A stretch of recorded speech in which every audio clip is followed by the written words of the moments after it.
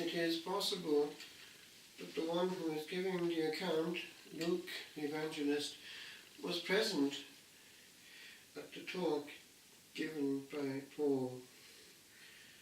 Whatever that may be, we have a very good résumé of what he did. Even the quotes are given. The very quotes that indicate that he was the man for the hour. He was of Tarsus, no mean city. He had Roman citizenship. It seems that there was a certain education, also of Hellenistic stock, in his life, for it was a place of learning, there where he grew up. So as well as being brought up at the feet of Gamaliel, he had the best of the other world, and here we see him using it. Athens was the Oxford of the time. Even later in time, in the 300s, we find the likes of Basil and Gregory being formed there. Great brains, going to great centres of brains. And so here he has to do with the brains of the time. Indeed, we have a rather quaint remark from the pen of this same Luke with regard to these Athenians. They muttered amongst themselves, "What would this babbler say?" In French it's translated, "What would this parrot have to say?" Well, the Greek is something like, "What would this inventor, fabricator of words have to say?" And it goes on, for they have nothing better to do, no more greater pleasure than to see what the latest bit of news or thought is. In other words, they were just working in their brain. They were handling thought all the time. And so in this Paul enters. He quotes poets and uses their quotes, and he also uses what he has observed. The Greek has an article, the word "the" is there, and here we have "to the unknown God" in the dative, and he uses it to the full, the altar, and in case, out of insurance policy, one God has been left out, they have this one put in, to the unknown God, or to an unknown God. Well, to the unknown God it should be. Or the one can't translate it also to an unknown God, because the to of the Greek acts also as just the dative, to, therefore, God unknown. Anyway, he gets at this precise area because for the first time, really, he's going into a completely Greek world with all its force of paganism and the whole plethora of gods that goes with it, Mount Olympus. And here we have, on the Areopagus, the field of Mars, this dialogue which tries to get into the whole world of the Greek gods, and does it, and brings in precisely the one bit they've left out. It's not enough to identify God with Zeus.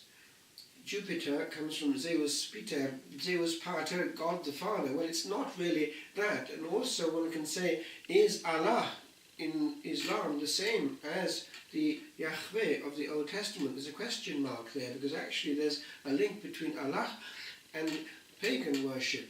And the fact that we have the moon crescent on all the emblems of Islam indicates that perhaps there is a link there with precisely some kind of moon goddess. It's by elimination, actually, that Allah seems to have got there and left on his own. But that's a question of its own.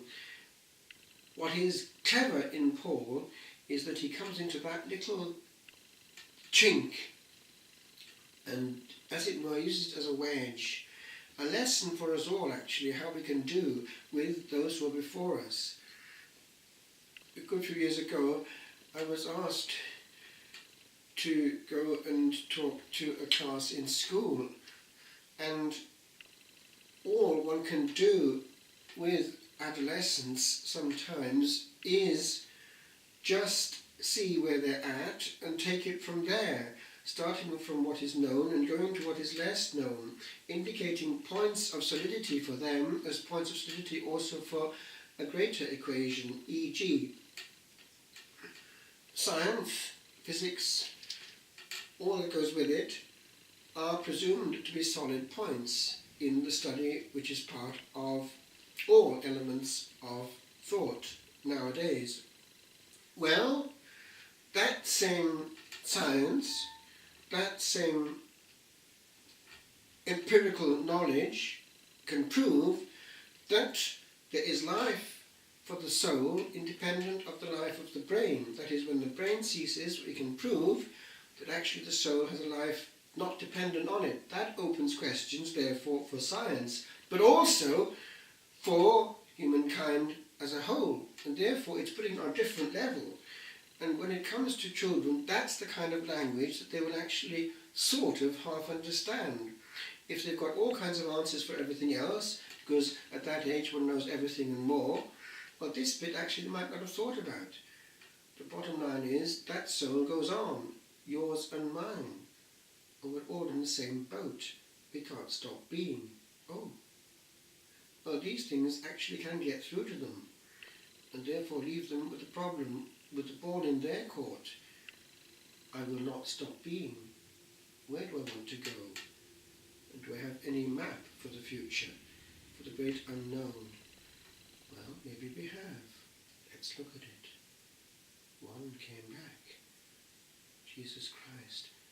And on this coming night, this coming day, we will see where he has gone. Homeward bound. When he went back to glory, he went with his trophies, and by then the door was open. Alas for mankind, if after all this sweat and blood, we can't be bothered to prepare the way for ourselves. We were so noseward bound that a screen, a computer, a smartphone was far more important than the care of the immortal soul.